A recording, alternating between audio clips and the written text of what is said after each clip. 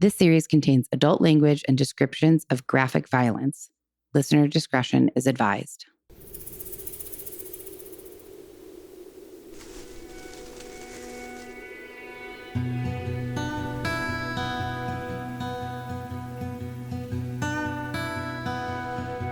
Hello. Hello. Welcome back to Death by Southwest, the podcast where each week I share a different grisly murder story unique to the American Southwest, while my sister and co-host tries to piece together the clues and unravel the mystery behind each of these heinous crimes. I'm your host, Margot. And I'm Jenna. And today we have episode 21 for you, the murder of Jennifer Marie Wilson. And on today's episode, we're exploring the tragic 1988 murder of Jennifer Marie Wilson, a 9-year-old girl who seemed to vanish without a trace while on vacation with her family in Flagstaff, Arizona. Her disappearance stunned the small town of Flagstaff, spurring a massive search that would end in devastation. We'll dive into the chilling details of this tragic story, the investigation that followed her murder, and the lasting impact that it had on the community of Flagstaff. We picked a Flagstaff one because... Well, you picked. I picked. Never picked. That's true. I guess I always kind of lump us together. You're right. Well, and it doesn't matter, but I say that to reiterate that I don't know what's happening. Totally. Until it's happening. I really don't. That's right. No, it sounded like I was protesting too much, right? Like they're all, oh, she knows what's happening. No, you really don't know what's happening. It's totally true because I had another story planned and you know, we've gotten a couple great suggestions lately. And then at the last minute, I thought, well, me and Jenna have both lived in Flagstaff, but we've never had an episode in Flagstaff. And me and Mark are going to Flagstaff this weekend for his company that he works for is having a company retreat type thing. I don't know what you call it. It's like a party. Oh, I think they don't do a holiday party in December. They do it in like the spring. So this is their holiday party. Yeah. Oh. But it's called, he works for the building company Chase. And so they're calling it Chase Stock. It's themed. It's like Woodstock. And we have to dress up. And I've been lamenting over what I'm going to wear for a solid 2 weeks now. So anyways. 1960s style. Yep, 1960s style. I've exhausted Amazon's 60s costumes at this point. Well, you'll have to post a picture.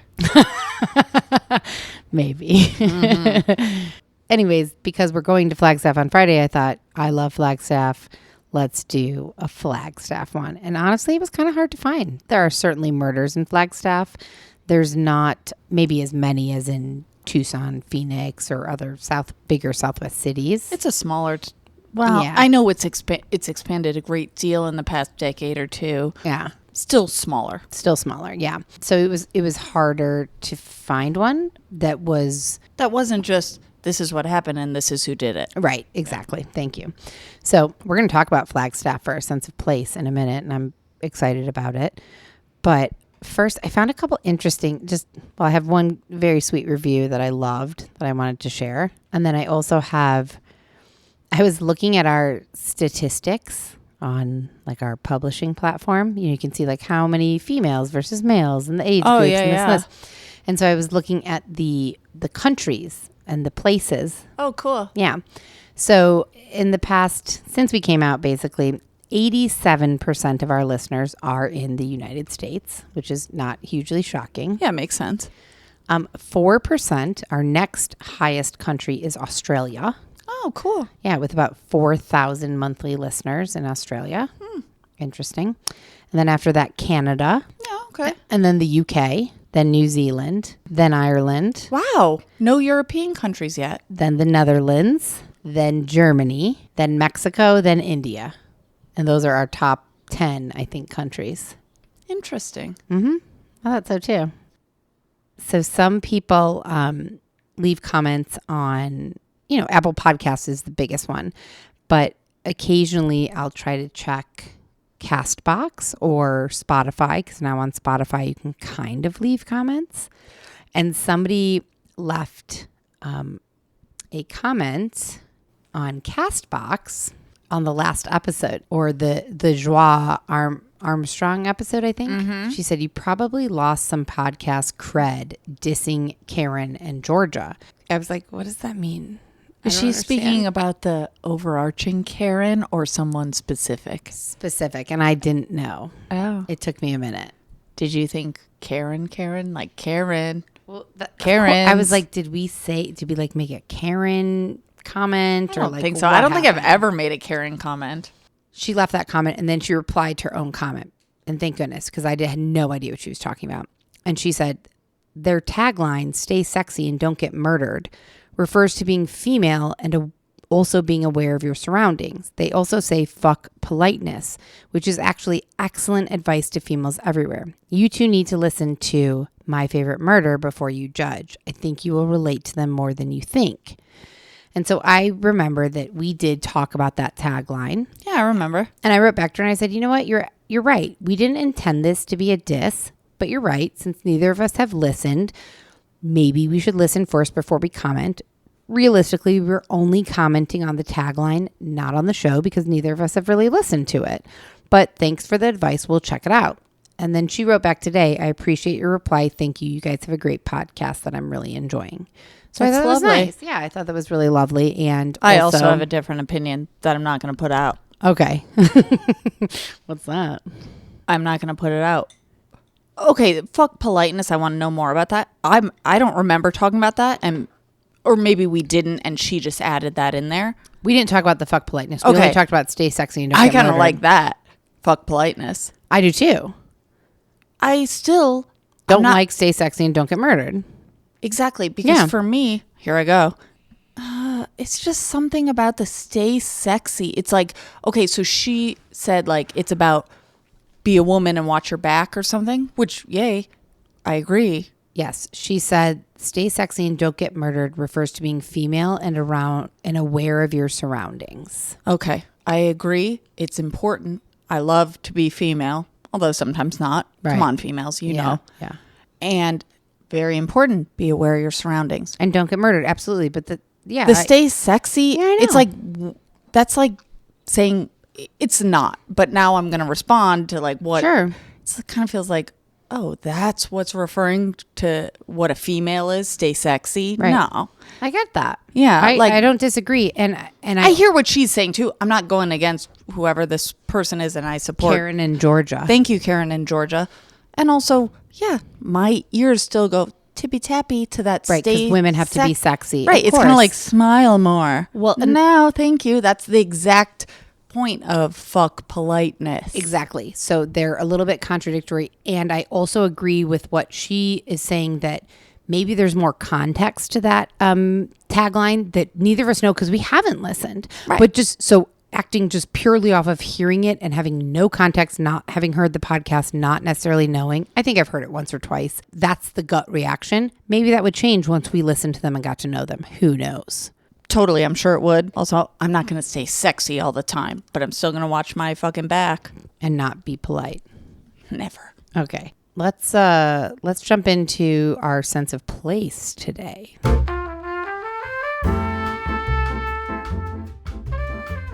Which is Flagstaff, Arizona. And Jenna went to school in Flagstaff for a while. Mm-hmm. And while she was in school in Flagstaff, I was living in Tucson and went up to visit her with my mom and immediately thought, this is where I'm supposed to live. Like, I love this place so much. I moved up there. Why is that you felt you loved it? I'm going to start asking you more questions. I like that. It was truthfully just a feeling. It just felt like a place where I felt comfortable. I liked the climate. I liked the weather. I liked the scenery, lots of trees. It was a mountain town. It was small, but not too small, but not too big. It just felt very, I don't know. There's something felt very right when we came to visit you. And I was like, I really want to live here. And then I did. We lived together. Didn't go well. Didn't go great. Yeah. It went medium. And then you ended up deciding to transfer back down to Tucson. And Jenna came back down to Tucson and went to U of A. I got to get the heck away from her. That's right. And I stayed in Flagstaff and went to NAU and lived there for a long time, for years. And I absolutely loved it. But somewhere in the midst, we came back together out of the country. That's right. That's right. So after we lived together in Flagstaff, Jenna then came back down to Tucson. I stayed in Flagstaff. And not too long after that, we decided to study abroad together in Greece. And we both kind of created / found our own study abroad programs. Programs through our schools and moved to Greece for a long time. And that's another story for another day. 100%. So Flagstaff so we're in Tucson. So Flagstaff, to give anybody who knows where Tucson is, which is in the very southern part of Arizona, Flagstaff is located in the very northern part of Arizona, about 150 miles north of Phoenix, which is right in the middle. So from Tucson, it's about 4 hours to drive north up to Flagstaff, and it's almost a straight shoot up pretty much most of the time. The 10 to the 17. That's right. Flagstaff, according to the U.S. Census Bureau, as of 2020, had a population of 75,000 people. So fairly small. And I'd imagine that goes significantly down when school's not in session, because NAU is a big part of the population. Yeah. Flagstaff is at an elevation of about 7,000 feet, which makes it, I think, the second highest elevated city in the U.S., actually. In the U.S.? Mm-hmm. That's what I found.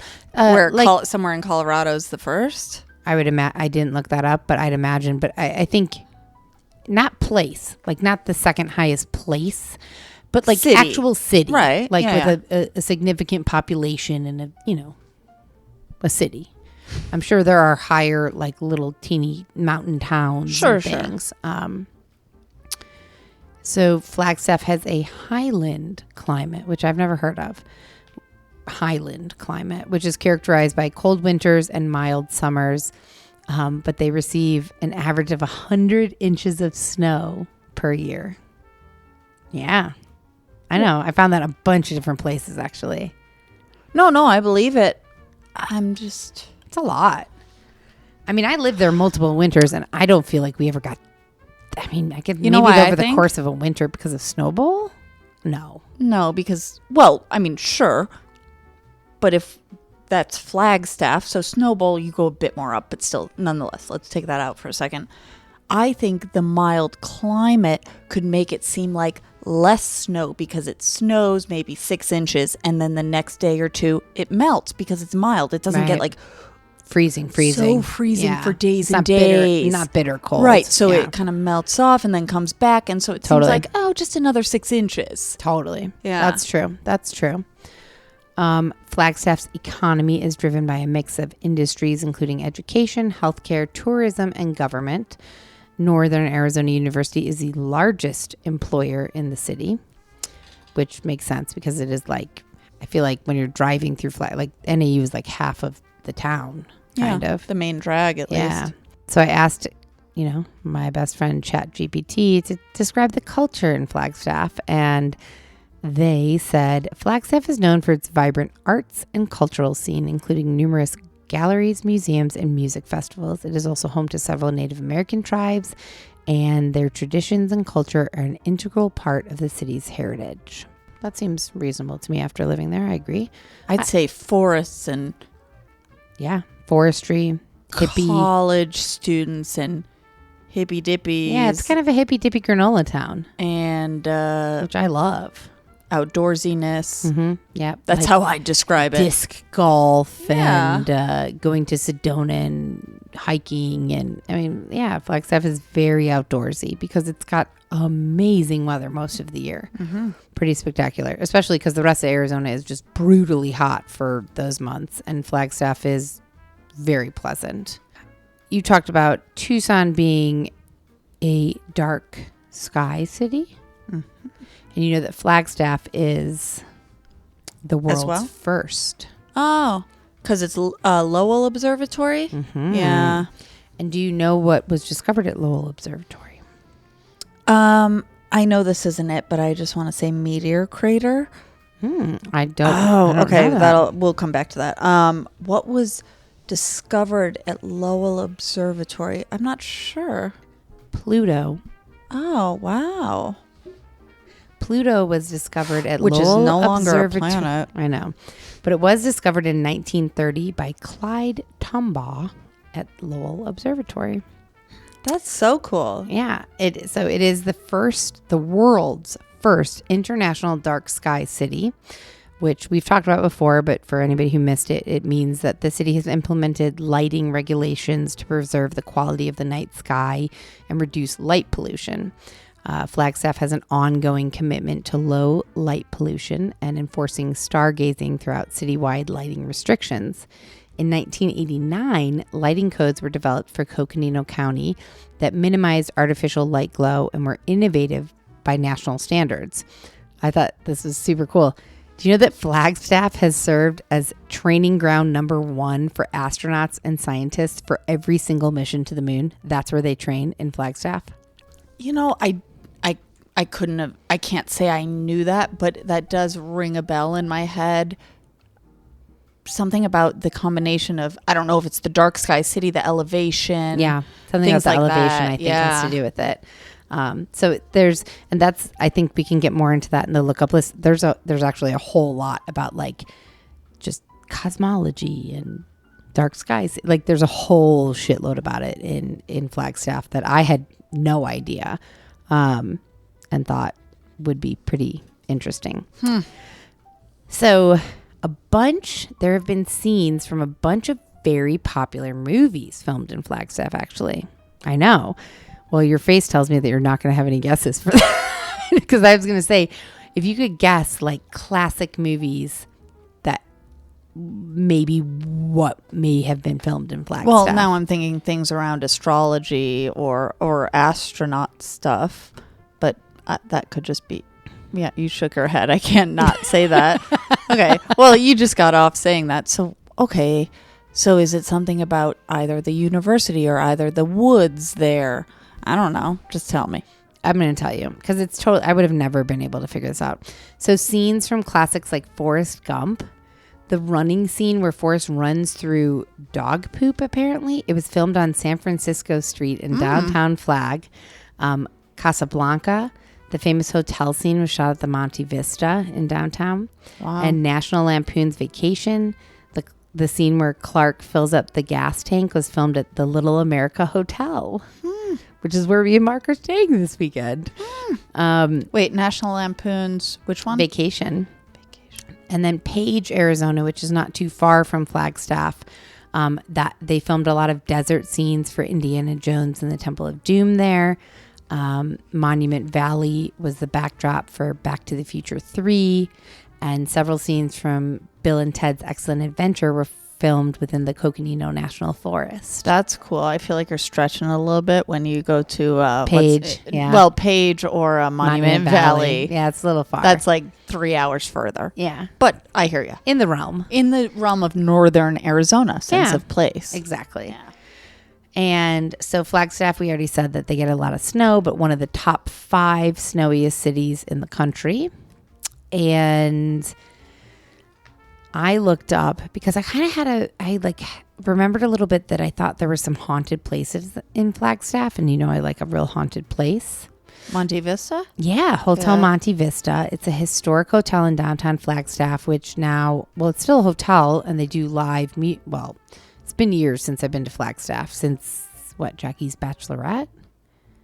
Is the last time I was there, I think. Yeah, I don't know the last time you were there, but I think that was the last time we were there. I was there, maybe even. I don't know. But yes, they do live music and a great brunch. Yeah, a great brunch. Remember what happened the last time we were at brunch there? We had a peach something dessert and we had to go back to I spilled something everywhere? No, it wasn't you. It was a peach Bellini, or we had like mimosas, and the other person we were with.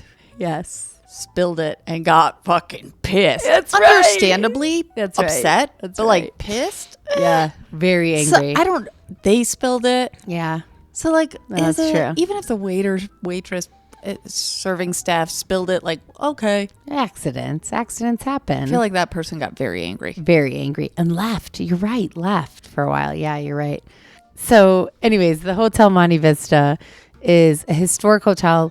They have a great brunch. They have really good live music, good drinks at night. But it's rumored to be haunted by a number of ghosts, including a phantom bellboy, a former prostitute named Leone Jensen, and a baby that reportedly died in the hotel. Oh, so 2 separate ghosts haunting the hotel. 3. Wait. Oh, I thought the prostitute was also the bellboy. No. Oh, bellboy, prostitute, baby. Yep. Bellboy, prostitute, baby. We should name this episode that. Yeah. Let's see. What else do we have here? The first ski resort in Arizona. And I guess it's not the only one because there's one on Mount Lemmon. So I was going to say, how many ski resorts are in Arizona? But the first one is Arizona Snow Bowl, just located outside of Flagstaff. They call Flagstaff the gateway to the sky. No. It's a huge hole in the earth. The meteor. No. I can't believe you don't have something about meteor crater, but the gateway to the canyon? Yeah. Oh, well, Grand Canyon. Okay, Yes, yeah. the gateway to the Grand Canyon. I mean, look, I can't wait. We're going to do one where it flippy floppies and I'm going to ask you all these fucking questions. See what you say. All right. The gateway to the hole. The gateway to the Grand Canyon, which is located about 80 miles to the north of Flagstaff. Route 66 runs through Flagstaff, which is a highway that spans from Chicago to LA. It's one of the most historic Route 66. Yeah, huge, yeah. That's where you just pull on through. I didn't realize it went from Chicago, I guess. So that was news to me. It ends in Flagstaff. I'm sorry, I meant to say that. Route 66 ends in Flag. This says it goes to LA. Oh, shit, you're right. God, I wanted to believe that. Well, I would have believed it if I know. I didn't If have you didn't this, know. If I didn't know, I would have believed you knew. You said that with such conviction. I really did. I felt it, I too. fully You're believed so you. right. Shit.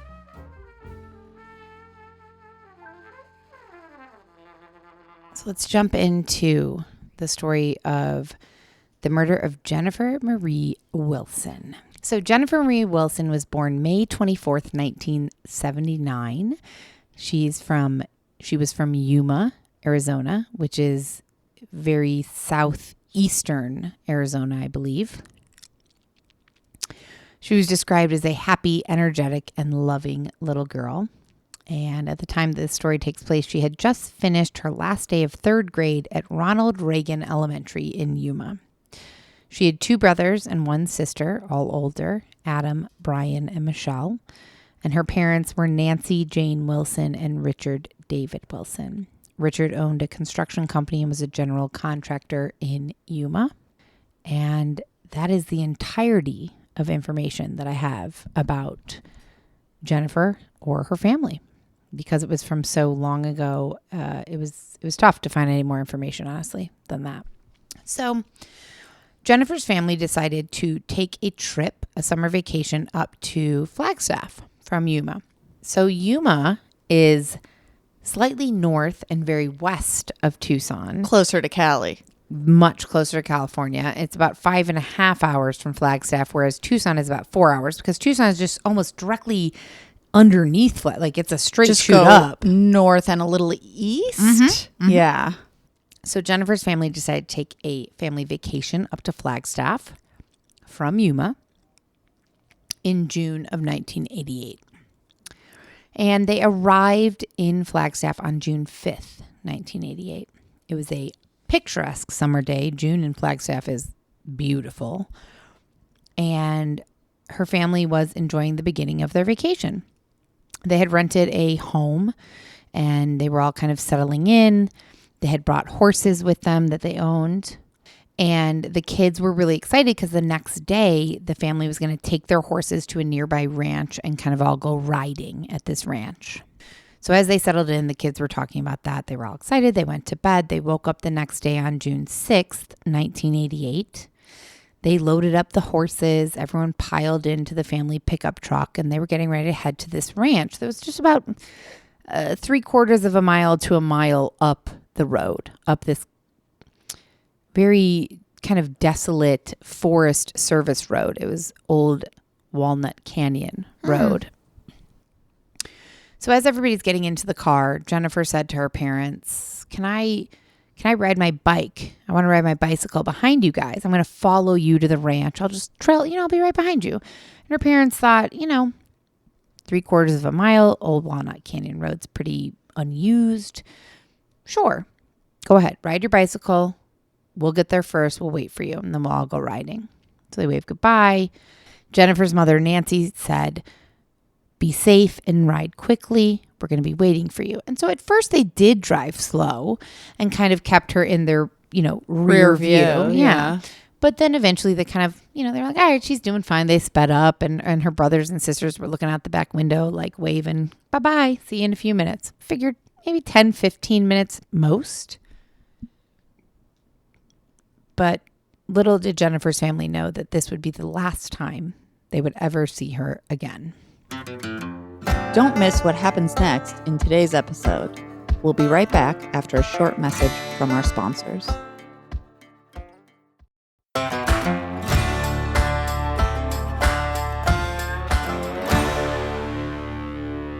So a few minutes later, Jennifer's family arrived at the ranch up the road and they were waiting for Jennifer. But as several minutes turned into closer to an hour, Nancy began to worry. It shouldn't be taking Jennifer this long to get to the ranch, even coming by bicycle.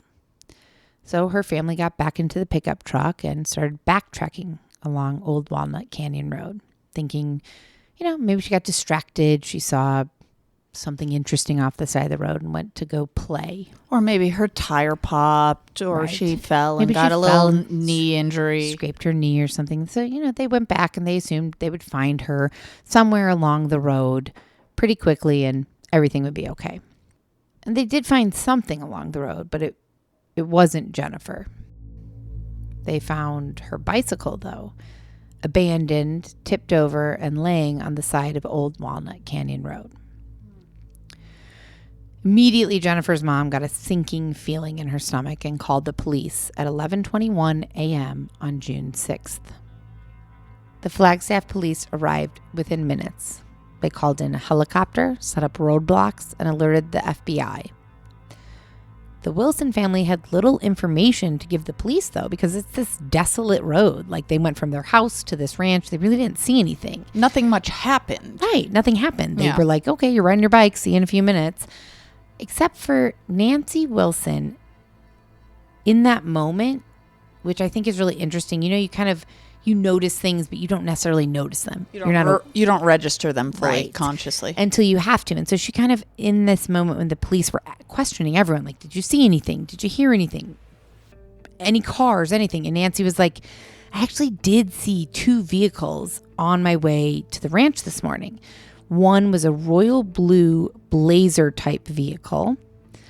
And then when she had arrived at the ranch, she saw that same vehicle going in the opposite direction. And she told the police that really fast, like driving very quickly.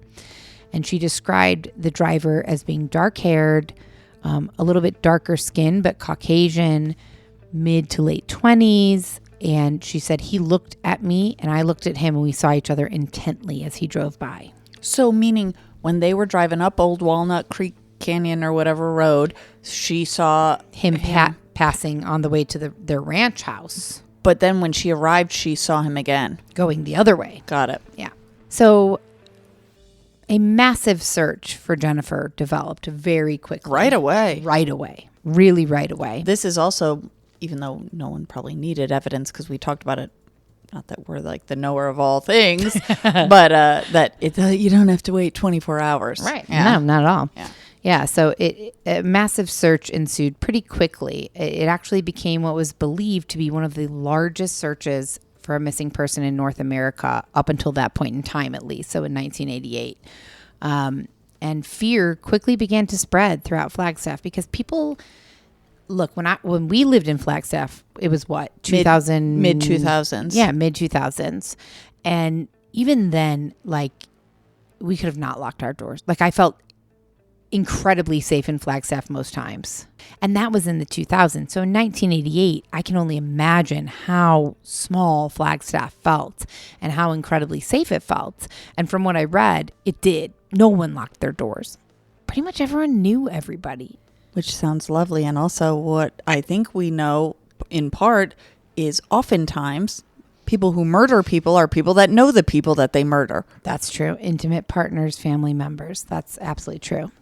And also, they were not, we have to remember, they weren't from Flagstaff, though. They were not locals. They were visitors. Either way, as the search ensued and word kind of spread that this little 9-year-old girl had just gone missing off the side of a road, like her parents had seen her 10 minutes before, fear began to spread throughout Flagstaff. A local Flagstaff resident who was just 13 years old at the time of Jennifer's disappearance said, parents held their children closer. The kids after that did not know the same carefree freedom that I knew when I was younger. Like, moving forward from this point, she's saying, like, it changed things. It changed things, yeah. That was June 6th that she went missing. June 7th, a reward fund was established in Yuma to help locate Jennifer. In June 8th, this was so interesting to me, and I actually saw pictures about it that I will post because these pictures were just, there's something very fascinating about them to me. Marines from the Marine Corps Air Station in Yuma joined the search for Jennifer and were deployed to Flagstaff. And there are pictures of them like exiting their planes and helicopters and like spreading out through the Flagstaff wilderness looking for her. Did they have canines? They did. So June 10th, they completed the initial ground search with canine units and Marines and a huge amount of volunteers. I mean, this was a big search. And they found nothing, no sign of Jennifer. So her parents, Richard and Nancy, appeared publicly for the first time on June 10th, asking the public for help to find their daughter and make their family whole again. 5 days later, the police got a tip that the car that Nancy thought that she saw, this Blazer-like car, that someone had seen it in San Diego. So Richard and Nancy immediately went out to San Diego trying to follow this lead. Oh, wow. They went themselves. They just popped over there. Yeah. They were like, maybe she's there. Maybe somebody has her. Like, we're going to go and we're going to try and find it. Dead end. Yeah. Nothing. No royal blue Blazer. Nothing. So for 3 long and agonizing weeks after Jennifer's disappearance, the entire town of Flagstaff seemed to be kind of holding their breath. They were hoping for the best, but fearing the worst. Another local resident said, with each passing day that Jennifer was missing, the hope of finding her alive faded. And on June 25th, 1988, that fading hope completely disappeared when a pair of hikers made a chilling discovery on Sheep Hill. And before we discuss that chilling discovery, June 25th? Mm-hmm. This is 3 weeks after she went missing on June 6th. So Sheep Hill is located on the far east side of Flagstaff. And this is how it was described when I looked it up, because I wanted to know what Sheep Hill was. And so everywhere that I looked, it had some kind of version of this description. A towering outcropping that has distinct striations resulting from quarrying. Is that something with water? I read that 3 times and I was like, I know what none of these words mean. I know striation. Lines. Yeah. Right. What does outcropping mean? Or quarrying? Quarrying, that's what I asked. Does that have something to do with water? I don't know. No. And I didn't know. You do know? Well, now I know. Oh, okay. I did not know. I did not know, but now I know. So I looked up what a towering outcropping is. And a towering outcropping is a natural rock formation that protrudes from the ground to a significant height, appearing as a vertical or steeply inclined mass of rock. It's usually more prominent than the surrounding landscape, which makes it kind of stand out. And then quarrying, I think it's called, like a quarry, is the process process of extracting natural stones or other materials from the Earth's surface by digging or blasting. It's commonly used to obtain building materials such as limestone, marble, granite, and sandstone. So like when humans go in and mine. Yes. Essentially. Exactly. Yeah. So that's kind of gives you an idea of what Sheep Hill was. It was this kind of protruding rock where all around it people were digging or trying to extract natural stones from the area. So, a pair of hikers came upon a secluded spot on Sheep Hill, and unexpectedly they found the naked, decomposing body of a young girl under a tree, partially covered by twigs and branches. It was a terrible, harrowing sight for them, but what made it even worse were the brutal details that soon emerged. They obviously reported this to police quickly, and it was quickly determined that this body did belong to Jennifer Wilson, 9 years old. And the following is going to be fairly graphic for listeners. So if you aren't in a headspace to hear that. Yep. Fast Here's forward. the end of your podcast today. That's right. That's right. Understandable, though. Yes. Authorities determined that Jennifer had, in fact, been molested and bludgeoned to death. She had a shattered skull, a broken jaw, and hair found in the nearby grass had apparently been ripped from her scalp. Her wrists were tied with her own shoelace behind her back. And to make a already horrific scene more horrific, they also found her underwear hanging in a nearby tree. Kat's struggling with this. It's I a tough one, yeah. Kat. Come on over for comfort. Yeah. So the forensic team worked very quickly to collect any and all evidence from the scene before they allowed Jennifer's father, who apparently insisted on carrying her body to the helicopter that was waiting nearby.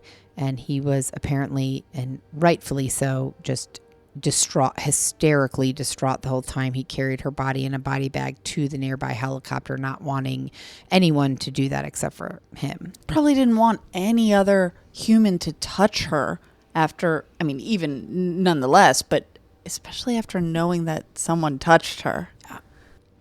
So also at the scene, they found unwrapped, unsmoked cigar with 2 distinctive breaks in the middle that was on the ground near Jennifer's body. They found an empty 10-pack box of carnation-rich hot chocolate. There were no packets in it, just the box. They found 2 empty 50-milliliter Suntory vodka bottles. And they found rubber bands everywhere.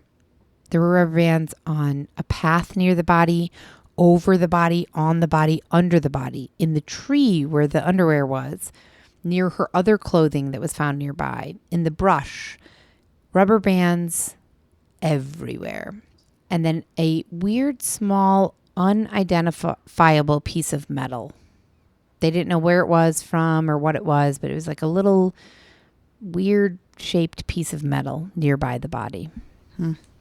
So this was on June 25th. On June 28th, Jennifer's parents announced that they would be creating a scholarship fund in their daughter's memory at NAU. And they had a memorial service for her in Flagstaff with more than 600 people. She's not even from Flagstaff. Yeah, I mean, Beautiful. wonderful, do all the Surprising, things. though, right? Well, 3 days after she's found? well, Oof. Feels the like a lot. memorial service, I'm not surprised, like negatively surprised, just that it was in Flag and not Yuma. There was one in Yuma on the 30th, so 2 days Okay. later. They had her funeral in Yuma, and more than 1,000 people attended. Jeez. Right.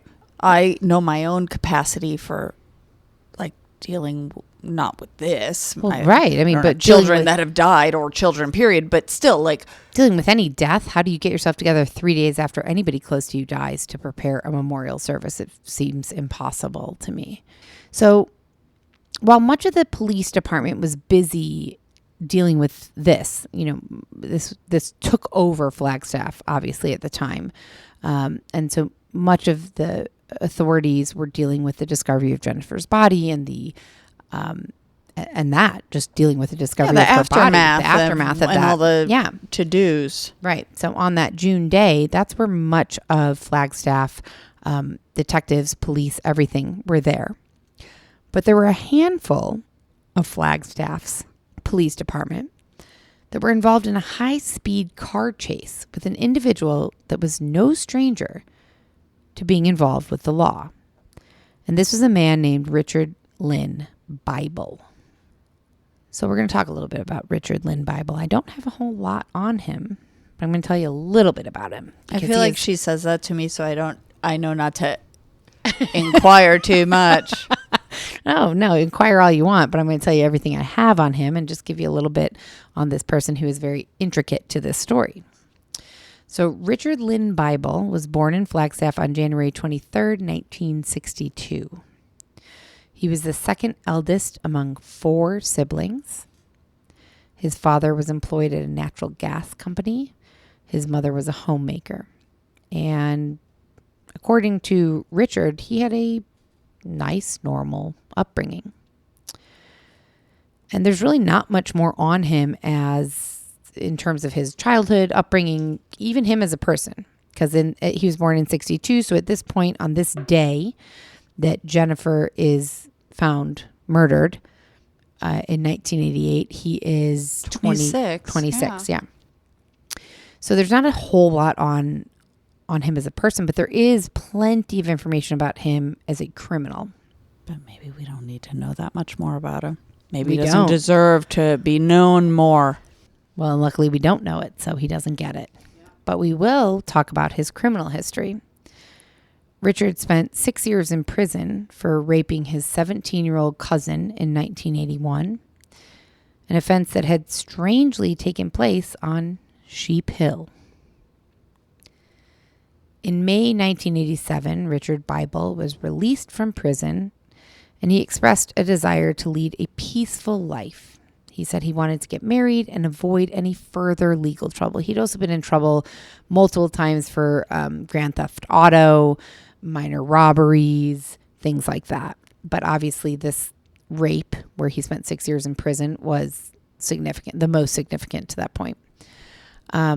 Once he got out of prison in May of 1987, he began a relationship with a woman who had a 6-month-old son, I believe, a young son. And they were planning and making moves for Richard to adopt the son. However, the relationship fell apart when the child, this boy, was taken away from both of them by the state's Child Protective Services. And Richard decided to turn to extreme drug and alcohol use after that. He was so depressed. I don't know why the child was taken away. I'd imagine there was some drug and alcohol use prior to that. And that had to do with it from what I could gather, but I couldn't find a specific reason. But he was apparently pretty devastated by it. It ended his relationship with this woman. The child was gone, and he kind of fell into this dark hole of drugs and alcohol and crime. He got back into the crime because on June 25th, the day that Jennifer's body was found, that same day around 1 p.m., Richard Bible showed up at his brother's house. His brother lived near Sheep Hill. And he showed up at his brother's house in a dark green or dark silver white top blazer type vehicle. And his brother didn't recognize this vehicle. And so when Richard pulled up, he was like, what is this? Where'd you get this? What is this? And white top, like a camper topper. Yeah. Ooh. And Richard said, I just borrowed it from a friend. In fact, he hadn't. He had stolen it the day before from a police impound. And Richard's brother was suspicious of him. Obviously, he'd been in prison for a long time, and they had a kind of tenuous relationship. And so Richard's brother thought that Richard was there to like steal from his home. And he just felt very suspicious of him the whole time he was there. Because his brother, Richard, came back and was just like, oh, I just want to say hi and this, and then kind of came in and then left. So his brother just thought the whole thing was weird, thought the car was weird, and he called the police. And he said, I think my brother's stealing from me. I don't know what car this is that he has, but he might be, stealing cars again. And he described the vehicle and described his brother to police. And he said, I think my brother's up to something. I don't know what. And one of the detectives who heard this call thought, kind of sounds similar to what Nancy Wilson was describing earlier, like a blazer, a dark colored blazer, white dude driving it. And so he thought, let's try to look into this more. Around, this is around 2-3 o'clock in the afternoon. On the 25th. Right. Around 5 p.m. that day, the detective got a report that a GMC Jimmy, which was like a blazer back then, had been stolen from the police impound lot. At 6:20 p.m. that day, a few police officers on duty in Flagstaff happened to see Richard Bible driving this GMC through town. Although it was a different color now. They attempted to pull him over, and he would not. So he would not pull over. He would not pull over. He was unwilling to pull over. Unwilling to pull over. Huh. So this ensued in a high-speed chase. And where was he? Like in Flagstaff somewhere? Yeah. Oh, okay. Police finally cornered him after he unintentionally ran the car into a cattle guard. So he left the car and took off running. He got out of the car. Yeah, he got out of the car and ran. That's a great idea. And he hid. Oh, maybe it was a great idea. It was a great idea. He was able to escape the car before police could catch up and hide before police could see where he went. Police looked, around the area initially. There was 1 or 2 police cars chasing him, and they couldn't find him. And they're not going to spend endless time looking, I imagine, I don't know. For this guy who stole a car. Right. Yeah. Because they don't know for sure this is a thing. This is they a don't person. know. They don't know that he's anything except for a car thief at this point. Right. They had an inkling, is there any connection? But they have no real thing. They didn't even have an inkling at this point. Oh, there was but nothing. Except for that the car could have been similar to what Nancy saw. Sure. So that could be an inkling. You're right. You're right. You're absolutely right, actually. You're totally correct. Also, all the resources, time, and energy not worth probably it. Don't go to something with just an inkling. Right. They were like, we're not going to spend a lot of time on this. But they happened to have some tracking dogs nearby. So they had them come over. They were like, come over. Let's find this guy. And they did. The dogs found Richard Bible hiding under a ledge covered with twigs, leaves, and branches. They immediately arrested him for, evading police. And at the time of his arrest, he was wearing a Levi-style jacket, jeans, a plaid shirt, boots, and no underwear. He also had wool gloves, and police found a baseball cap nearby, a large folding knife nearby where he was hiding, and another knife in one of his pockets. Several hours after being arrested, he confessed to stealing the truck, the GMC, the day before, and painting it 2 hours before they arrested him. Like he had just painted it. And was it blue initially? Yes. And he painted it silver or something, green or blue, or not blue, silver. Green or silver, yeah. And they also asked him, of course, about Jennifer, and he said, I don't know anything about a missing girl. I stole the car, but that's all I know. Fine. They had him in custody. They decided to search the GMC. They found a green blanket and numerous rubber bands, but no rubber band bags. They found that the steering column of the steering wheel had been cut open and there was a small piece of metal that was missing. They found a case of 20 50-milliliter bottles of Suntory vodka with 2 bottles missing. They found a wrapped cigar broken in 2 places. It was a Dutch Master cigar, and it was broken in 2 places, weirdly. A bunch of Carnation Rich Hot Chocolate packets, but no box. And then there was blood smeared inside and under the GMC, although testing couldn't determine whether it was human or not. I have a question. What do you think the Dutch master, so he left one at, well, if it was him, Sure. someone left one at the scene with similar cuts. One Dutch master cigar with tobacco still in it. Like, I wonder if it's a cigarette. It doesn't matter. Cigar.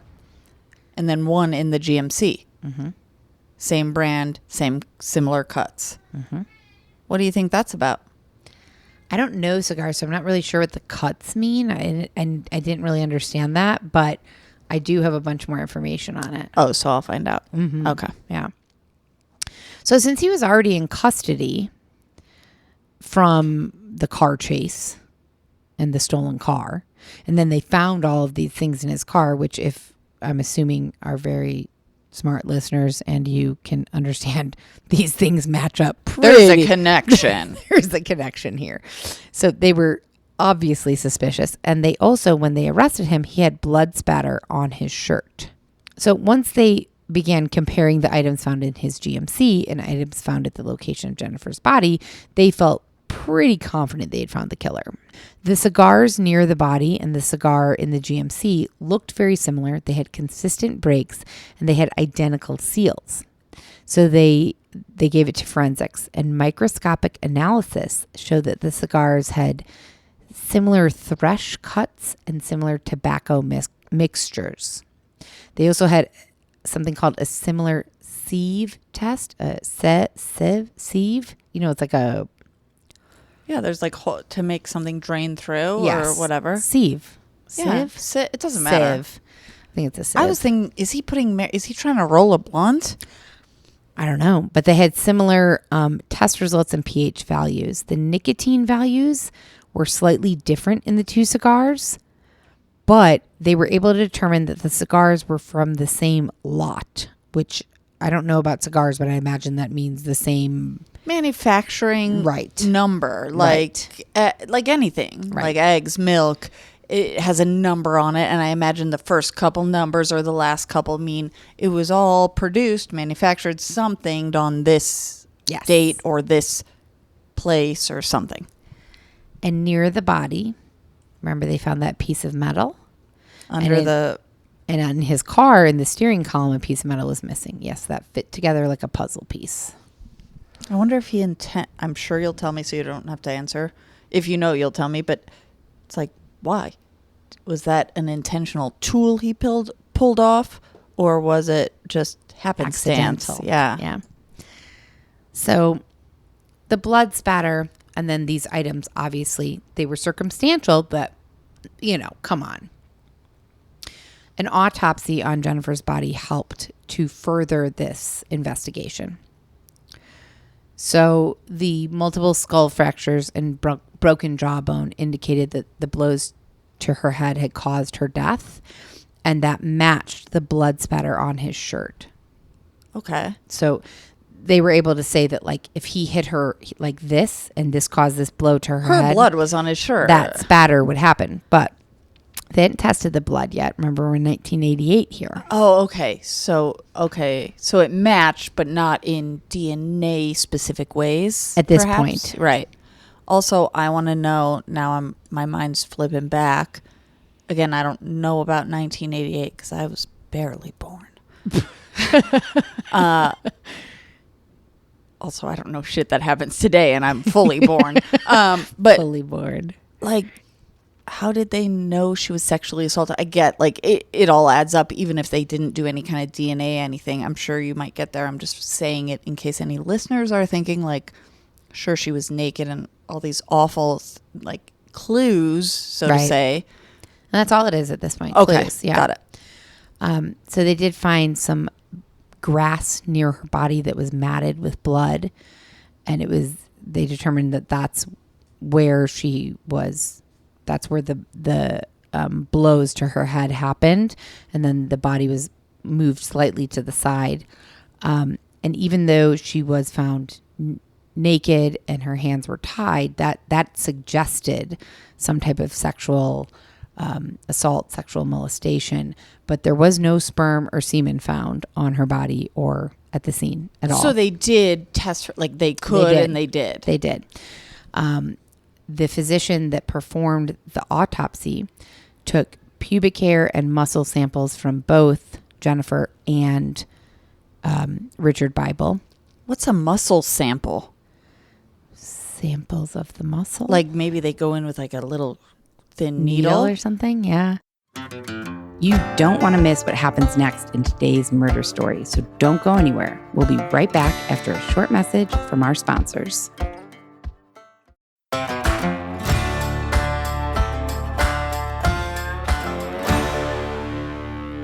Near the body were several clusters of golden brown hair, approximately 6 to 10 inches long. This hair was microscopically similar to hair that was on Jennifer's head, so they assumed it came from her. And in one of these locks of hair found near the body, so this is hair that they're assuming that he ripped out of her head and was found kind of near the body. They found pubic hair, and the pubic hair that they tested was microscopically similar to Richard Bible's pubic hair samples. So that is not definitively linking him, but it is very suggestive. Long brown hair found on his jacket, shirt, and in his wallet were also microscopically similar to Jennifer's hair. And they found hair similar to Richard Bible's hair on a sheet that was used to wrap her body. They also found hair that was similar to Jennifer's on the blanket in the GMC. And there was a total of 57 hairs in the GMC that they could connect to Jennifer.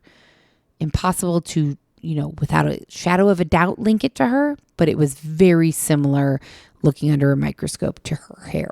It's hard I imagine it would be challenging, I guess, for any individual to hear all this and say, oh, no, he didn't have anything to do with this. Right. Yet in the court of law with what is circumstantial. Needed. Yep. Yeah. All circumstantial. A lot of these hairs had a cut or kind of a tear on one side. And the investigator and the forensics team had said they had never kind of seen a cut or tear pattern like this. They thought that it was pulled and cut from her scalp, but they couldn't figure out how until they took the pocket knife that Richard Bible had when he was arrested and used that kind of in a reenactment. And then they were able to say, oh, this is what did it. And they found 21 hairs on Richard Bible's jacket that were cut in that way that they could only duplicate by using his knife. Still circumstantial. Still circumstantial. Until they tested the blood with brand new DNA technology that had never been used in Arizona until now. This was the first case ever in Arizona that used DNA technology and entered it into evidence in a murder case. So as I said earlier, the spatter pattern on his shirt was consistent with blunt force trauma to her head. They couldn't tell if the blood on his boots was human, but the blood on his shirt was human. And it was something called a PGM 2+ subtype. And that's the same subtype as Jennifer's blood. And apparently less than 3% of the entire population has this blood subtype. And that's not the same as... It's slightly different than DNA. Well, is that the same as blood type, like O positive? It's along those lines. Okay. Yeah. And Richard's PGM 1+. Jennifer's PGM 2+. So on his shirt, it's PGM 2+. That's so not his type. It's not his. Exactly. And knowing that less than 3% of the population has that, come on. So testing was performed by Cellmark Diagnostic Laboratories, and it showed that the DNA in the blood on Richard Bible's shirt and Jennifer's DNA were a match. Cellmark concluded that the chances were 1 in 14 billion, or more conservatively, 1 in 60 million, that the blood on Bible's shirt was not Jennifer's. So there was like a very good chance that this was her blood. But this was new. This had never been used in any case in Arizona ever before. So the defendant is going to argue that this is new. It hasn't had enough research or proven effectiveness. Exactly. So I should be a lawyer. Yep, that's right. All of this, though, was enough to certainly make him a suspect and charge him with this murder. Not convict, but charge. Yeah. So on August 5th, he was in jail already for stealing the GMC. And he was charged with first-degree murder, kidnapping, and molestation of a child under the age of 15. He pled not guilty, and the trial was set for October 12th. The trial quickly was rescheduled for the following September, so a year later. And in that time, he was staying in jail because he was under arrest for car theft. And while in jail, I don't have a lot of information on this. I found this super interesting. He was arrested already in jail, arrested again on charges of conspiracy and attempted escape from prison after jailers intercept a hacksaw blade being mailed to him in prison. I wonder who mailed that. He pled guilty to 32 felonies, including the escape charges and 29 counts of theft, burglary, and related crimes committed in the weeks before Jennifer was kidnapped. So not only did he ensue more charges once he was in jail, but then they, were investigating him further, found other burglaries and thefts that he had committed before Jennifer, or he suspected of Jennifer, and they brought those charges against him. And he admitted to many of those, yes, yet not Jennifer. Right. So at this point, with all these other things going on in his life, then the trial was rescheduled again for March 6th of 1990. So this is 2 years after her body was found. On February 27th, 1990, jury selection began. And on March 6th, in Coconino County Superior Court, the trial began. In addition to all of the physical evidence we've gone over, prosecutors introduced the DNA evidence. And like I said, it was the first use of DNA technology in Arizona in a murder case. His defense team said this is just a theory and that there's tons of challenges with it. How can we know if these tests were properly conducted? There's no prior kind of relevance for this. There's nothing to hold this up against. They had an issue with the statistical probability of this. Of course. But after an extensive hearing, the court allowed this new technology to be introduced into the case. And the trial was long. It was 6 weeks long. Truthfully, there was too much to include in this episode, but one of the most, I kind of feel like, important things is that his mother testified in the trial, or maybe testify is not the right word. She spoke in the trial. Took the stand? Yeah, she took the stand in the trial. And she told the court that Richard was a pretty hyperactive child and doctors prescribed him amphetamines from a very young age. Testimony was also given claiming that Richard had very normal relationships outside of his chronic drug use. One of his past girlfriends testified that they had a great relationship and he was caring and loving and loved her young son. Is that the one that got taken by CPS? I think so. She also described that he was an avid drug user and regularly snorted cocaine and methamphetamines. And when he used drugs, he was unpredictable. But when he was not using drugs, he was a, quote, pretty nice guy. On April 12th, 1990, after 6 weeks, the jury came back. And they found Richard Bible guilty on all counts.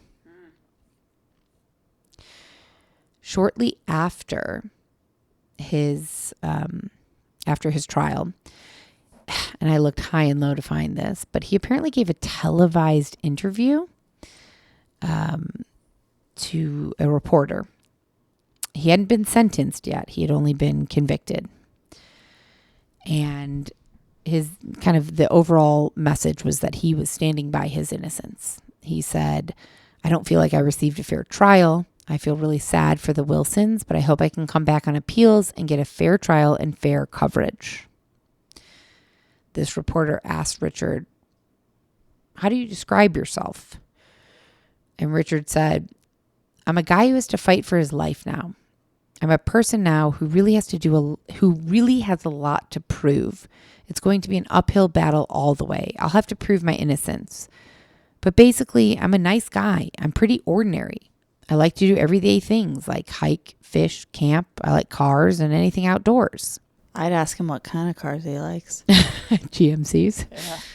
I think that he was kind of hoping that this interview would humanize him, help kind of perhaps bring him sympathy and appeals. Did it? It did not. On June 12th, 1990, Richard Bible was sentenced to death by the judge who ruled over his case. And over the next 23 years, Bible appealed his case over and over and over. So 23 years brought him to 2013-ish? 2011. 2011, okay. He appealed his case at least 10 times, with the last appeal happening just a week before his execution was scheduled. Every appeal and motion was wholeheartedly denied. On June 29th, 2011, Bible was moved from death row, his death row unit at the Florence jail here in Arizona, to the execution unit, where he was asked what he wanted for his last meal. And he chose breakfast for his last meal. He chose 4 fried eggs with cheese, hash browns, biscuits and gravy, a peanut butter and jelly sandwich, and chocolate milk. Ew. I mean, ew. I'm not judging. Ew, because chocolate milk, carnation packets. Yeah. Yeah. Same guy. Also, ew. Just, yeah. I don't understand. I didn't make that connection. That was a great connection. I didn't make that. I mean, right? Yeah. I mean, no, maybe 100%. there isn't a connection, but okay. I mean, come on. I'm assuming there is. Yeah. That was just great. How do people, I guess I can't even, this is a stupid question because there's a how can people blank. I could add a million ends of that sentence. But I have thought when I look up last meals, how can people want a last meal? What's the last meal? I mean, I'd want a last meal. Would you? If you knew you were going to die? And also, this might be a bonus episode at some point. So I don't know. When I've researched this a little bit, I know some people don't. Yeah. Or some people order and don't eat it. That's a bonus episode because it's a real weird. I have thoughts, but I'm going to hold them. Mm-hmm. Okay. So on June 30th, 2011, Bible's execution was scheduled to take place. Jennifer's entire immediate family was there, all 3 brothers and sisters and her parents. They got to watch. Yep. As was the investigator from her case from 23 years ago, Jerry Blair. Blair said he wanted to be at the execution, which would be his first that he had ever seen in all of his years of service. He wanted to support Jennifer's family members and try and get some small sense of closure for himself. He said, quote, "This case was that thing of being in the wrong place at the wrong time, and through no fault of the child and no fault of the parents, this horrific thing happened to her. This is the case I really had to see to its finality." And he did. Richard was strapped to the table, staring straight at the ceiling. He refused to look at the 50 or so people who were assembled watching. The death warrant was read, and Richard was asked if he had any last words. He said, quote, "I want to thank my family and my lawyers. I love them all and everything's okay. That's it." And at 11:11 a.m. at the state prison in Florence, he was pronounced dead by way of lethal injection at 49 years old. After his execution, Jennifer's family, took a moment to collect themselves, went outside, and shortly after made a statement. And I thought this was just spoke to like what incredible people these people are. Jennifer's father said, among other things, but basically, "We'd like to offer our condolences to Richard Bible's family. We know this also must be a very difficult time for them." Like, what a gracious thing to say. He also thanked the communities of Flagstaff and Yuma for their support and prayers, and said, "As a family, we've now we are now able to start the healing process. 23 years later. 23 years Because I was going to say, because you mentioned that the whole family was there. And at first I was like, oh, those kiddos. But they're 23 years later. They're adults. Well, they're adults because they were all older than her. So they were at least 10. I mean, even if they were 2, they're Right, all yeah. adults. Yeah, they're all adults, yeah. Richard Bible was the 90th inmate in Arizona to be executed since 1910 and the 25th to die by injection, which I feel like deserves a deeper dive because what does that mean? That everyone else died by electrocution? And before that, hanging. Oof. And hanging, at least from what I have looked up recently for something else, could have happened I'm sure I know it varies by location, but into the 30s, maybe even 40s hanging. But yes. Yeah, because I was going to say, why 90th inmate to be killed by injections since 19 whatever you said. But 90th inmate to be executed, but period. The 20 since 1910, but the 25th to die by injection. Why 1910? That's maybe when they only started keeping records in Flagstaff. Sure. He was actually the second execution to use phenobarbital as part of a 3-drug lethal injection cocktail. I guess they were using other injections before that.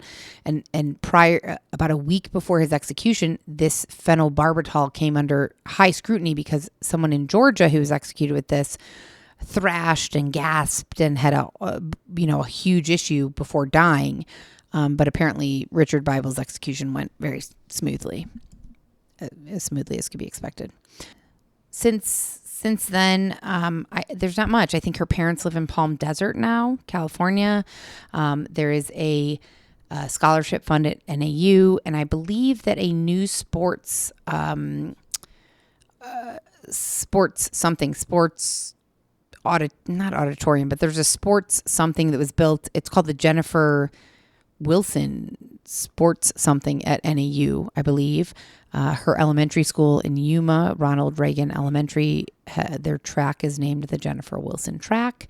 And apparently her parents were very heavily involved in the Victims' Bill of Rights movement. And they were instrumental in moving it forward over the years. And I did look into that. It is extremely detailed. So I figured we could get deeper into that on the bonus episode. We're going to need a bonus on the bonus. Yeah. I've got a lot for this one. I honestly actually tried to reach out to her family because there's so much, because this is from so long ago. There's so much that's not known. And I did find both of her parents' emails.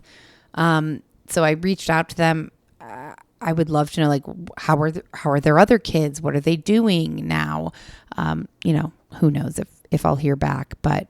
Or just anything they want to share. Yeah, anything they want to share. So we'll see. But a pretty tragic story that apparently people, from everything I read, people in Flagstaff to this day, the people who are still there, like, remember where they were when this happened. Remember it, like, changed Flagstaff significantly back then. Well, good. You're going to be there, so I expect you to do some interviews and some looking around and asking around and photo taking. I certainly will. And, yeah. I got the shivers. Yeah, it's a tough one. That was a tough one. All of them are tough, but. They're all tough. But young kid is. This is the newest one I've heard, and I think I compartmentalize, so this one's tough. Yeah. Well, then with that, we will say our thoughts are with Jennifer's family, and if anybody has any additional information on this case, we would love to hear from you. And otherwise, we hope you guys have a wonderful week, which is hard to say after that. I know. I was just thinking, God, I had like a silly, funny dream. Remember last night I had that dream? I'm all, well, tonight I probably won't have such a lighthearted dream. Probably not. No, this is a rough just one. have a self-care evening or a day tomorrow. That's right. Whether it's good or not, take care of yourselves. Yep. And good night and good luck. Yes. We will, we'll see you guys soon. Thanks for listening. Bye-bye. Bye. Death by Southwest is hosted by Jenna Schneider and Margot Carmichael. Executive produced by Margot Carmichael. Produced by Jenna Schneider. Audio editing and sound design by Margot Carmichael. Music by Soundstripe. And a special thanks to Edward R. Murrow for letting us borrow his famous sign-off phrase, good night and good luck.